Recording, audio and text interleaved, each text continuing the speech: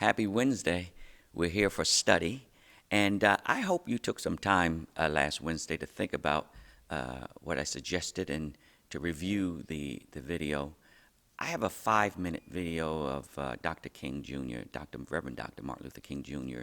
in Memphis, Tennessee, April the 3rd, I think it was, 1968. This is also an example of what's old is new again. And certainly for my millennials and for the younger people, I really want you to, it's just a 5-minute video, to listen attentively to what's being said by Dr. King. And I think that this is something in which we can effectively practice today, especially understanding that Juneteenth is on the way. And if you don't know what Juneteenth is, it is a celebration of the Emancipation Proclamation in this country, but also a celebration of independence of blacks, Africans on these shores. Please take a listen. We don't have to argue with anybody. We don't have to curse and go around acting bad with our words. We don't need any bricks and bottles. We don't need any Molotov cocktails. We just need to go around to these stores and to these massive industries in our country and say, God sent us by here to say to you that you're not treating his children right. And we come by here to ask you to make the first item on your agenda fair treatment where God's children are concerned. Now, if you're not prepared to do that, we do have an agenda that we must follow. And our agenda calls for withdrawing economic support from you.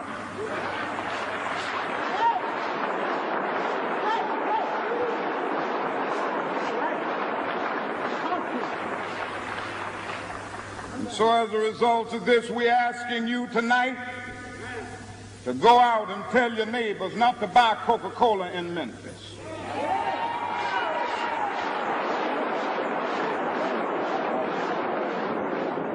Go by and tell them not to buy sealed test milk.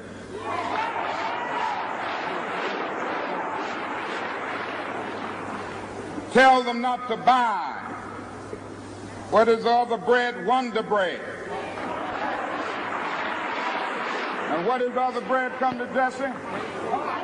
Tell them not to buy Hart's bread.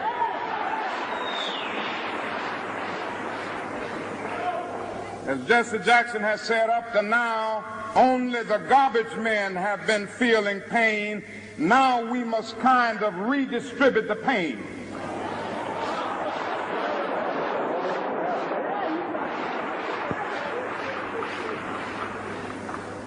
We are choosing these companies because they have been fair in their hiring policies.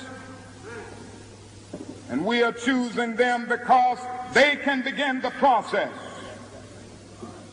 of saying they are going to support the needs and the rights of these men who are on strike. And then they can move on downtown and tell Mayor Loeb to do what is right.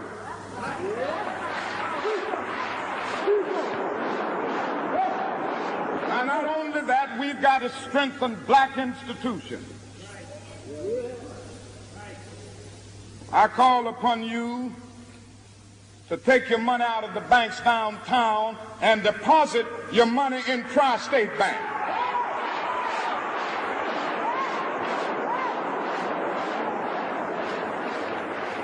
We want a bank-in movement in Memphis.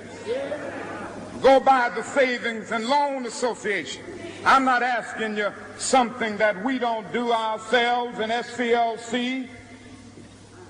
Judge Hooks and others will tell you that we have an account here in the Savings and Loan Association from the Southern Christian Leadership Conference.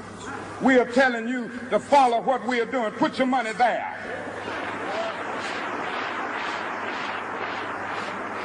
You have 6 or 7 black insurance companies here in the city of Memphis.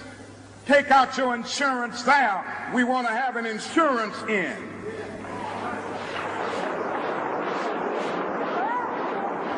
Now, these are some practical things that we can do.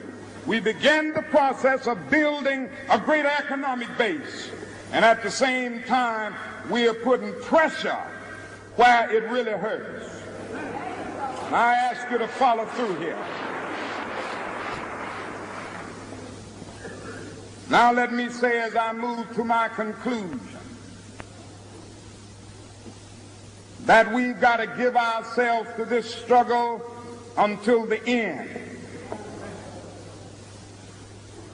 Nothing would be more tragic than to stop at this point in Memphis. We've got to see it through.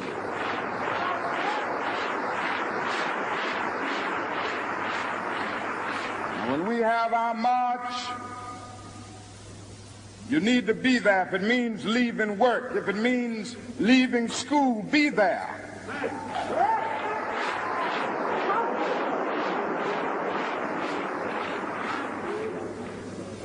Be concerned about your brother. You may not be on strike,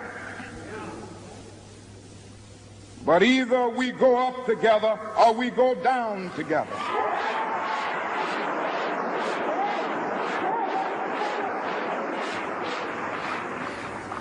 Let us develop a kind of dangerous unselfishness. 3 things now that you've had a chance to listen to that. I'm not going to hold you long at all because this is really about due diligence on your part, those who are interested. 1, would you please partner up with some other like-minded person, be it black, white, old, or young, and talk about economic parity, economic justice. 2, create a plan. Start to work on a plan. If I could access capital, what would I do to empower myself and my community? That's 2. Call, connect with someone like-minded. 2, work on a plan. And 3, realistically come back within a time frame. Put a time on it. Beyonce said you should have put a ring on it.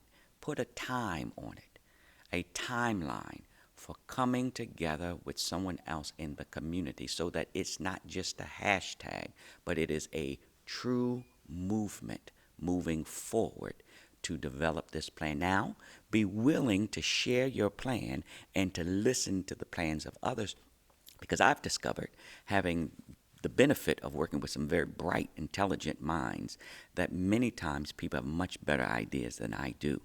And if I am willing to either augment what I'm thinking or simply scrap my idea and join in with a better idea, together we progress and everybody benefits. I truly believe everybody can benefit. You cannot tell me in the richest nation in the world that we have people who are hungry and are dying and are poor and are in need of food every day.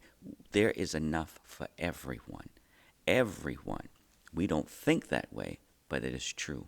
And if you just look at the economic, I'm not going to give it to you now because I have it right in front of me, the economic power of just African Americans in this country, not to mention Latinos, we are forced to be reckoned with. Those 3 items, those 3 very real action items, I'm going to challenge you, accept it or not, but this is my challenge. I'm working on it, and I certainly hope and trust you are too. Thank God for people of goodwill who are progressive-minded. God bless you.